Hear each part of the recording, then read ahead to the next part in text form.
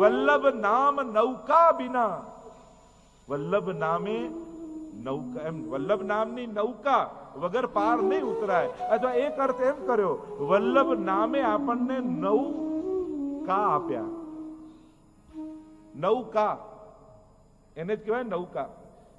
નવ ક આપ્યા છે મહાપ્રભુજી આપણને. એમાંથી કોઈ એક કાને પણ પકડી લેશો ને તો પણ તરી જશો. શ્રી વલ્લભ નામ નૌકા બિના. તો પહેલી નૌકા કોણ? ક કોણ પહેલું? કૃષ્ણ. જો નવ ક છે જે મહાપ્રભુજી આપણને આપ્યા છે, અને એ નૌકામાંથી કોઈ એક ક પકડી લેશો તો તરી જશો. સૌથી પહેલો કૃષ્ણ આપણને આપ્યો. અને આ કૃષ્ણ પુષ્ટાવીને આપણા માથે પધરાવી આપણા સેવ્ય રૂપે આપ્યા.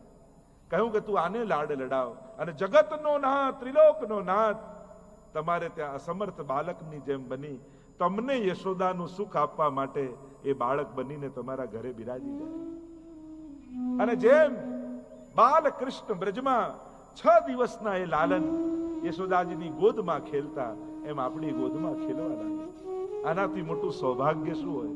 તમને મહાપ્રભુજીએ યશોદા થવાનું સૌભાગ્ય આપ્યું છે. તમને મહાપ્રભુજીએ ગોપી બનવાનું સૌભાગ્ય આપ્યું છે. તમને મહાપ્રભુજીએ વ્રજભક્ત બનવાનું સૌભાગ્ય આપ્યું છે. તમારા ઘરે ઠાકોરજી પધરાવ્યું. પહેલો ક કૃષ્ણનો, બીજો નૌકાનો, બીજો ક એ કાલિંદીનો શ્રી યમુનાજી આપણને આપ્યા. યમુનાજીનું સ્વરૂપ આપણને સમજાવ્યું કે આ યમુના કોણ છે? તને ભક્તિ પદા મુકુંદ રતિવર્ધિની, તમારી અંદર ભાવનું દાન કરનારા.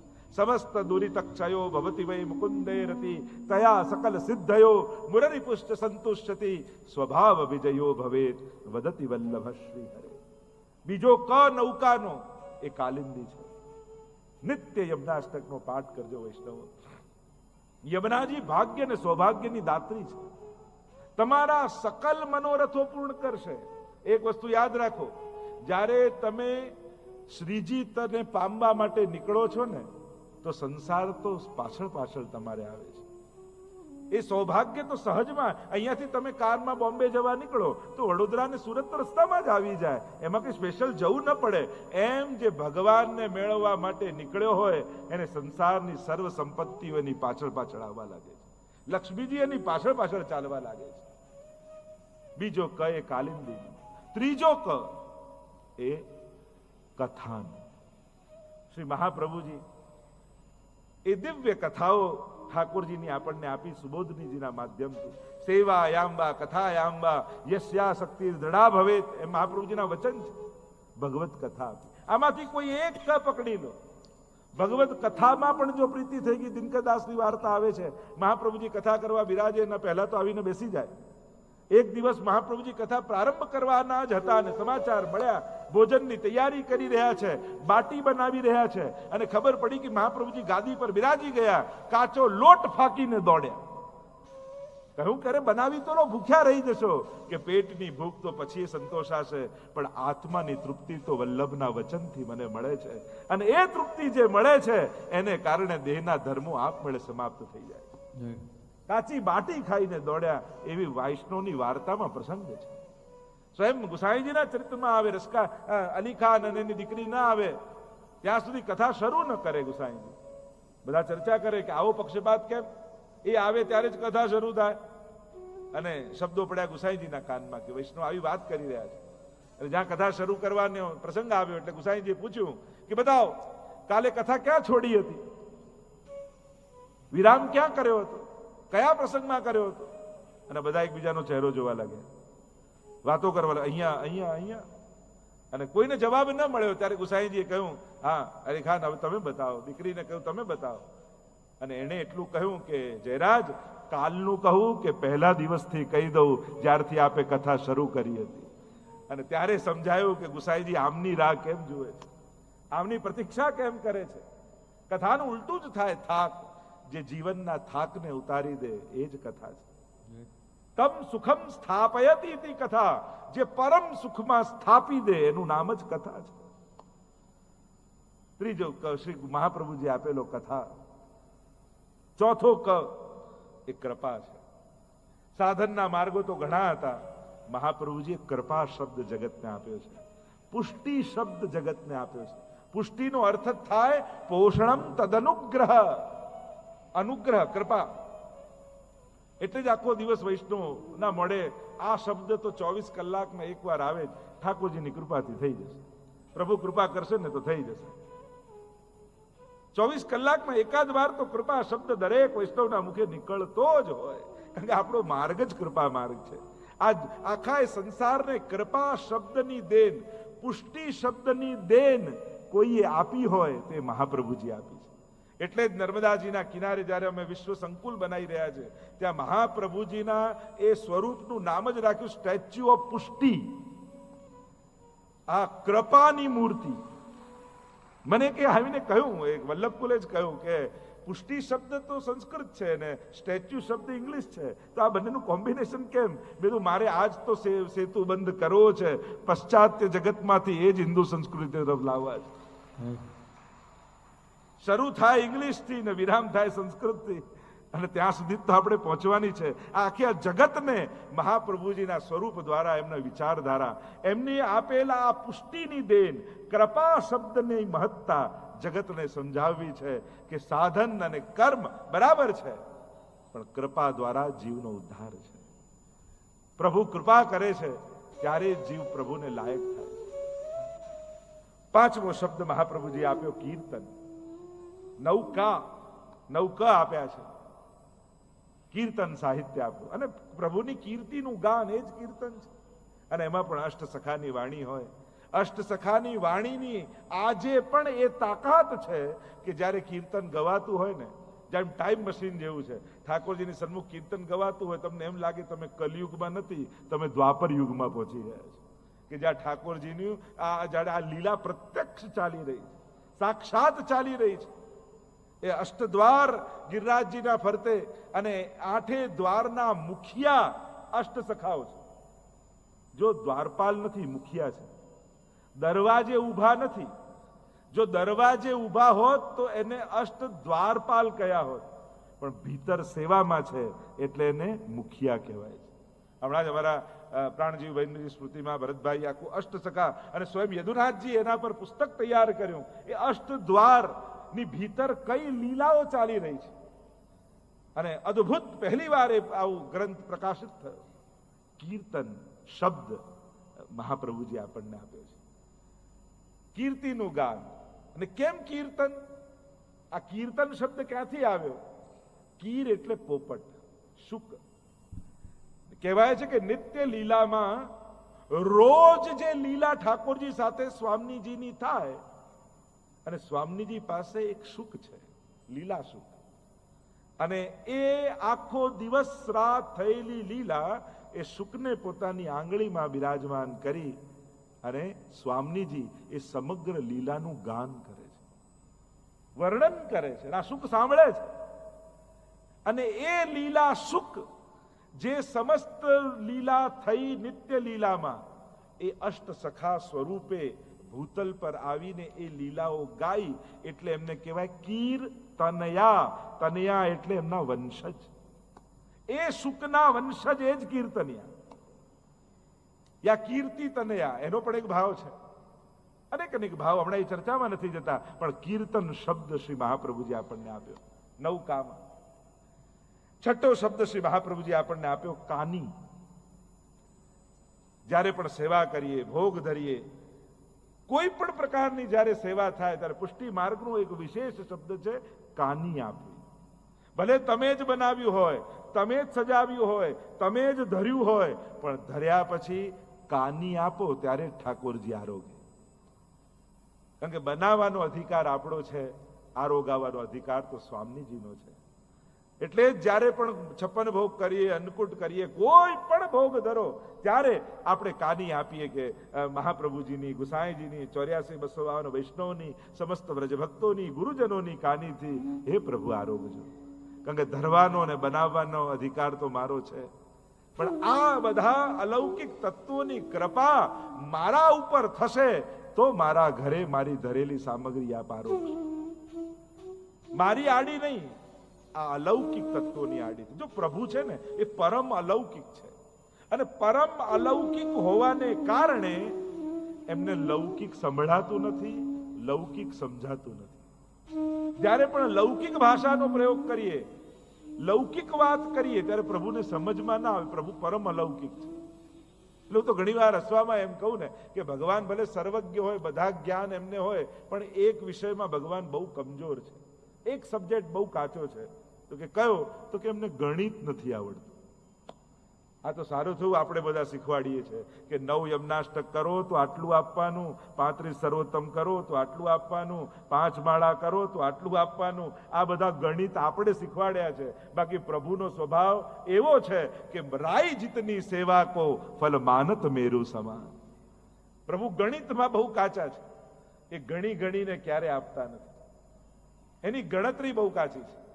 એટલે જ્યારે જ્યારે તમે કોઈ પણ ભગવત ચરિત્ર જુઓ અને એમના પ્રસંગો જુઓ, ક્યારે ભગવાન ગણવા બેઠા નથી. શું સુદામાના તાંદુલ ગણી ગણીને ભગવાને આપ્યા કે ચલો આટલા તાંદુલ એટલે આટલું આપો? એ તો આરોગ્ય ને કુબેરનો વૈભવ આપતા જાય. આ જ પ્રભુની વિશેષતા છે. કાની શબ્દ આપ્યો એટલે જ લૌકિક સમજ ન સમજ મનુ તે નૈવ લૌકિકમ, એ મહાપ્રભુજીના વચન છે. અમારા ઠાકોરજી લૌકિક નથી, લૌકિક જાણતા નથી, લૌકિક સમજતા નથી. પરમ અલૌકિક છે. અને પરમ અલૌકિક હોવાને કારણે અલૌકિક તત્વો, અલૌકિક વ્યક્તિઓ, અલૌકિક ભાષા, એની જ આડીથી આપણા હૃદયની વાત કરવાનો પ્રકાર પુષ્ટિ માર્ગમાં છે. તમારે તમારા હૃદયની કોઈ વાત ઠાકોરજીને કહેવી હોય ને તો લૌકિક ભાષા ન વાપરતા. આપણે ત્યાં એક કીર્તનનું માધ્યમ છે, સામગ્રીનું માધ્યમ છે, શૃંગારનું માધ્યમ છે. એના થકી, એટલે હું તો ઘણી વાર કહું, જીવનમાં બહુ સંકટ આવે ને વિપત્તિઓ આવે અને મહાપ્રભુજી કહે કે માંગવું નહીં ઠાકોરજી પાસે, તો શું કરું? ઠાકોરજીનો નેગભોગ ડબલ કરી દેવું. રોજ ધરતા હોય ને કદાચ ડબલ ધરવા લાગે તો ઠાકોરજીને બીજા દિવસે એમ થાય કે આ કઈ ગડબડ લાગે છે, આ ડબલ ડબલ કેમ આવે છે? અને પ્રભુ જાણી જાય કે આને સંકટ છે અને પ્રભુ એને દૂર કરી. એટલે કહેવાનો પણ એક પ્રકાર છે. कौन सी बात कैसे कहां कही जाती है, इतना सलीका हो तो हर बात सुनी जाती. કઈ વાત ક્યારે કોને કઈ જગ્યાએ કહેવી એ જો ખબર હોય ને તો દરેક વાત મનાય, દરેક વાત લોકો સ્વીકારે. ઘણી વાર સારી સારી વાતો ખોટા સમય ને ખોટી જગ્યાએ આપણે કહી દેતા હોઈએ અને એટલે સારી વાત પણ નકામી થઈ જતી હોય. તો કાની શબ્દ બહુ મહત્વનો છે પુષ્ટિ માર્ગમાં. કોની કાની થકી તમે ઠાકોરજીની સન્મુખ ઊભા છો એના પરથી નક્કી થશે કે ઠાકોરજી કેવી કૃપા તમારા પર કરશે. આ 84-252 પ્રભુએ કેવી કૃપા કરી એ તો જોઈએ છે, પણ કેમ કરી? કારણ કે વલ્લભની કાની હતી. 7મો ક મહાપ્રભુજી આપ્યો, કુળ, વલ્લભ કુલ આપ્યું. શ્રી વલ્લભ પોતે પ્રગટ થયા અને એટલે સર્વોત્તમ સ્તોત્રમાં ભુવી ભક્તિ પ્રચારૈક સ્વાન્વય કૃતે પિતા, ભૂતલ પર ભક્તિનો પ્રચાર કરવા જ શ્રી મહાપ્રભુજી પોતાના કુલને પ્રગટ કર્યો છે. એક જ લક્ષ્ય સાથે, એક જ ઉદ્દેશ્ય સાથે. અને એ જ વાત દરેક વલ્લભ કુલે પણ સ્મરણમાં રાખવી જોઈએ કે એમનું ભૂતલ પર આવવું એ કેવલ સંસાર માટે નથી, પણ સંસારના ઉદ્ધાર માટે છે. સંસારમાં ભક્તિનો પ્રચાર કરવા માટે છે. એમની વાણી થકી, એમના આચરણ થકી, એમના વ્યવહાર થકી વૈષ્ણવની ભીતર ભક્તિનો પ્રચાર થાય. આજે પ્રભુ કૃપાથી આખો અમારા કડી પરિવાર થકી વિશ્વના ખૂણે ખૂણે કોઈ ઘર પુષ્ટિ માર્ગનું એવું નહીં હોય જ્યાં આ વાણી નહીં સંભળાતી હોય. કોઈ ને કોઈ માધ્યમ થકી કેટલાના જીવનમાં પરિવર્તનો આવ્યા છે, કેટલાના ઘરોમાં ઠાકોરજી બિરાજ્યા છે, કેટલા લોકો પાઠ સેવા કરતા થયા. આ ભૂતલ પર ભક્તિનો પ્રચાર થઈ રહ્યો છે.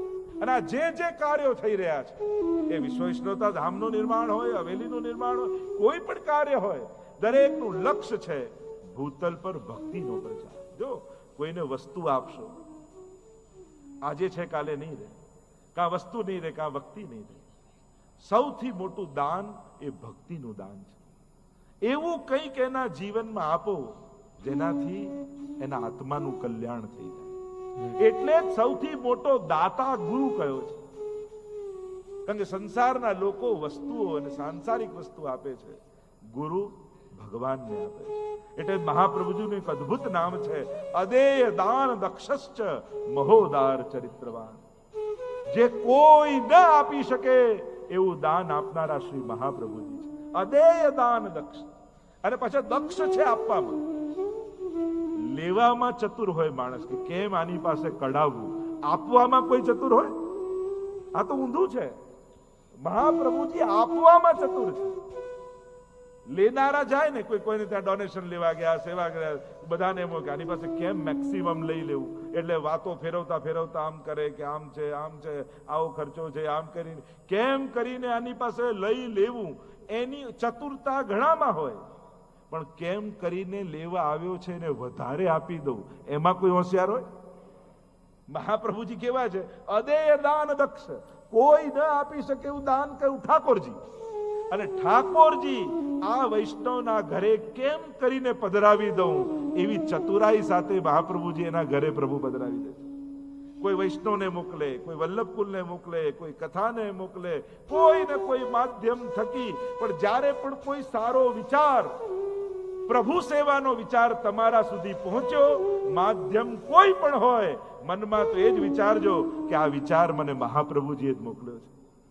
તમે નિર્ણય જીવનમાં ઘણા લીધા હશે, ઘણા સંકલ્પો, ઘણા ડિસિઝનો તમે જીવનમાં લીધા હશે, પણ તમારા લાઈફનું સૌથી બેસ્ટ નિર્ણય કયો? જે દિવસે પુષ્ટાવીને ઠાકોરજી પધરાવાનું નક્કી કર્યું ને, એ તમારા જીવનનો શ્રેષ્ઠ નિર્ણય હતો. નહીં તો જીવનમાં ઘણા તમે નિર્ણય લીધા આજ સુધીના, બહુ મહત્વના લીધા હશે, પણ પ્રભુ પધરા, કારણ કે એ બધા નિર્ણયો સંસારમાં બાંધનારા નિર્ણયો હતા. આ નિર્ણય સંસારમાંથી ઉગારનારો નિર્ણય હતો. અદેર દાન દક્ષ. એટલે મહાપ્રભુજીએ કૃપા કરીને વલ્લભકુલ આપ્યું, જેના થકી આજે પણ મહાપ્રભુજી ભૂતલ પર છે. આ નિશ્ચિત વાત છે, જ્યાં સુધી વલ્લભકુલ ભૂતલ પર છે ત્યાં સુધી પુષ્ટિ માર્ગને ક્યાંય આંચ નથી આવવા દેવાની. ત્યાં સુધી ભગવત સેવા ભૂતલ પર ચાલતી રહેશે, ત્યાં સુધી વૈષ્ણવના વંશજો વૈષ્ણવ જ રહેશે. અમારે કોઈને કન્વર્ટ નથી કરવા, અમે કોઈને કન્વર્ટ કરવા માટે નથી આવ્યા, અમે તો બધાને કન્વિન્સ કરવા માટે આવ્યા છે કે તમારા શરીરમાં એક વૈષ્ણવનું લોહી વહી રહ્યું છે, તમારા ડીએનએમાં એક વૈષ્ણવની, એ પૂર્વજોની વૈષ્ણવતા વસેલી છે. તમે દુનિયામાં બધે જ ભટકીને આવો, જ્યાં સુધી શ્રીનાથજીને દંડવત નહીં કરો ત્યાં સુધી જીવનમાં શાંતિ નથી મળવાની. કારણ કે તમારો છેલ્લો આશ્રય તો આ શ્રીજીનું ચરણ જ છે. છેલ્લો આશ્રય શ્રી વલ્લભના ચરણારવિંદ જ છે. અને જ્યારે ત્યાં બેસશો ને ત્યારે એમ લાગશે કે હવે ઘરે આવ્યા. એટલે ત્યાં પ્રસંગમાં આવ્યું ને કે કેમ ચાલે છે, પૂછ્યું કે પેટ ભરીને ખાઈએ છે અને નીંદ ભરીને સૂઈએ છે. તો પૂછ્યું આવું કેમ? ગુસાઈજી પણ પ્રસન્ન થયા. તો કે આવું કેમ બોલ્યા અને ગુસાઈજી પ્રસન્ન કેમ થયા? તો ભાવ પ્રકાશમાં હરિરાયજી બતાવું, પેટ ભરીને ખાઈએ એટલે અનેક જન્મો લઈને ભૂતલ પર આવ્યા, પણ ભગવત સેવા નહોતી કરી, પ્રભુને ધર્યું નહોતું, ક્યારે પ્રસાદી લીધું નહોતું. એટલે ભોજન તો બહુ કર્યું, પણ પ્રસાદ ન લીધો એટલે પેટ ન ભરાયું. પણ આ જન્મમાં ગુસાઈજી અને મહાપ્રભુજીનું શરણું મળ્યું, ઠાકોરજી ઘરે પધાર્યા અને એમને ભોગ ધરીને કણિકા લીધી ને, તો હવે જઈને અમારું પેટ ભરાયું. નીંદ ભરીને સૂઈએ છે. માણસ ગમે ત્યાં ફરે, પણ જયારે ઘરના તૂટેલા ખાટલામાં એ પડે ને ત્યારે હાશ ઘરે આયા એમ થાય. કેટલી સુવિધા મારે, પણ 4 દિવસ 10 દિવસ 15 દિવસ પછી તો ઘરનો ખાટલો યાદ આવે છે. એમ જ નીંદ ભરી કે બધે ભટકતા રહ્યા, પણ હવે મહાપ્રભુજીના ચરણે બેઠા ને, હવે નિશ્ચિંતથી થઈને સૂતા છે. આ ભાવ આપણે ત્યાં છે. અને એટલા માટે કુલ આપ્યું, 8મું કયું કમળ આપ્યું મહાપ્રભુજી. જો આપણે ત્યાં આનો પણ આખો વ્રજ કમલ, એ કમળનું દાન, વ્રજની લીલાઓ શ્રી મહાપ્રભુજી આપણને બતાવી. લીલા હોતી જૂની નાતર, લીલા હોતી જૂની, જો પે શ્રી વલ્લભ પ્રગટ ન હોતે વસુધા રહેતી. આ વ્રજ કમલ મહાપ્રભુજી આપણને 9કામાંથી 8મું કમળ. વ્રજની લીલાઓ. તમે ભલે ગુજરાતમાં અમદાવાદમાં રહો છો, પણ જો ઘરે ઠાકોરજી બિરાજતા હોય ને, તો વ્રજના જીવનને તમે જીવી રહ્યા છો.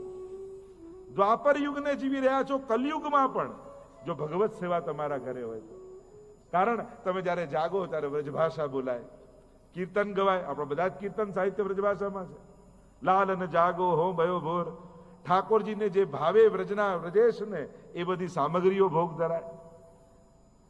અને આમ કોઈ પણ દુનિયાના ખૂણે રહેનારો વ્યક્તિ જો મહાપ્રભુજીની કાનીથી સેવા પુષ્ટિ માર્ગ પ્રણાલિકા પ્રમાણે કરતો હોય તો એ ભલે દુનિયાના કોઈ પણ ખૂણે રહે છે, પણ એ રહી રહ્યો છે બ્રજમાં. એવો પ્રકાર મહાપ્રભુજી આપણને આપ્યો છે. કેવો સુંદર પ્રકાર! દુનિયામાં ગમે ત્યારે, અને તમારે ભલે અહીંયા જે ઠંડી હોય, વરસાદ હોય, તડકો હોય, પણ સેવા પ્રકાર કેવો ચાલતો હોય? વ્રજનો સેવા પ્રકાર ચાલે. સેવા રીત પ્રીત વ્રજજન કી, જનહિત ચક પ્રગટાઈ, પ્રગટ ભય માર્ગ રીત દિખાઈ. રીત અને પ્રીત વ્રજજન કી. એટલે અમે ઓસ્ટ્રેલિયા અને આફ્રિકાને જઈએ ને, ત્યાં ઇક્વેટરની નીચેના પાર્ટ આવે, સાઉધર્ન હેમિસ્ફિયર આવે. એટલે અહીંયા કરતા વેધર સાવ ઊંધી. અહીંયા ભર ઉનાળો હોય ત્યારે ત્યાં ભર શિયાળો આવે. એટલે ઘણીવાર આ બધા પ્રશ્નો થાય, શું કરવું? વિવેક રાખો, યથા દેહે તથા દેવે પણ છે. પણ સેવા રીત પ્રીત વ્રજજન કી, વ્રજ ભક્તોની રીત અને પ્રીત છે. એટલે દુનિયાના કોઈ પણ ખૂણે તમે રહો છો, પણ તમે સેવા ક્રમ તો વ્રજનો જ ફોલો કરો છો. એની જ ઋતુ, એનો જ સમય, અને એ જ પ્રમાણે તમારા ઘરે સેવાનો ક્રમ થાય. તો આ વ્રજ કમલ આપ્યું. અને છેલ્લે મહાપ્રભુજી 9 ક કહીએ છે, એમાં 9મો ક, નૌકા વિના કહો કો ઉતર્યો પાર. 9મું ક એ કર્મ છે.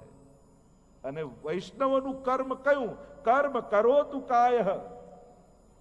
એટલે તો એકમ શાસ્ત્ર દેવકી પુત્ર ગીતમ, એકમ દેવો દેવકી પુત્ર એવ, મંત્રોપેકસ્તસ્ય નામાની યાની, કર્માપ્યેકમ તસ્ય દેવસ્ય સેવા. વૈષ્ણવનો કર્મ અને ધર્મ કયો? સર્વદા સર્વભાવેન ભજનીયો વ્રજાધિપ, સ્વસ્યાયમેવ ધર્મો હિ નાન્યત્વાપી કદાચ. આ જ આપણું સર્વોત્તમ કર્મ છે. બાકી બધા જ કર્મો કાં સોનાની બેડી કાં લોઢાની બેડી. એક કર્મ જગતનું એવું છે, એ છે સેવા, જે કર્યા પછી પણ બંધન નથી આપતું, મુક્તિ આપે છે. પ્રભુ માટે ભરેલું એક એક ડગલું તમારા કર્મોની એક એક ગાંઠને ખોલે છે. પ્રભુ માટે ઉચ્ચારેલો એક એક શબ્દ બોલાયેલા શબ્દોથી બાંધેલી ગાંઠોને ખોલે છે. પ્રભુ માટે સાંભળેલું એક એક નામ શ્રવણ દ્વારા બંધાયેલા કર્મોને ખોલે છે. આ નવધા ભક્તિ તમારા સમસ્ત કર્મોને સમાપ્ત કરી દે છે. ખરેખર તો નવધા ભક્તિને તમે એક એક જુઓ તો જે જે કર્મના સિદ્ધાંતોમાં બંધનો છે, એ બંધનોની ગાંઠો ખુલે આ એક કર્મ દ્વારા, અને એ કર્મનું નામ છે સેવા. જય શ્રી કૃષ્ણ. પ્રિય ભક્તજનો, જે શ્રીના આ વચનામૃત તમને ગમ્યા હોય તો આ વિડીયોને લાઈક કરજો, શેર કરજો અને કમેન્ટ બોક્સમાં જય શ્રી કૃષ્ણ જરૂર લખજો. અને અમારી ચેનલ શ્રી વલ્લભ સત્સંગને સબસ્ક્રાઈબ કરવાનું ભૂલશો નહીં. જય શ્રી કૃષ્ણ.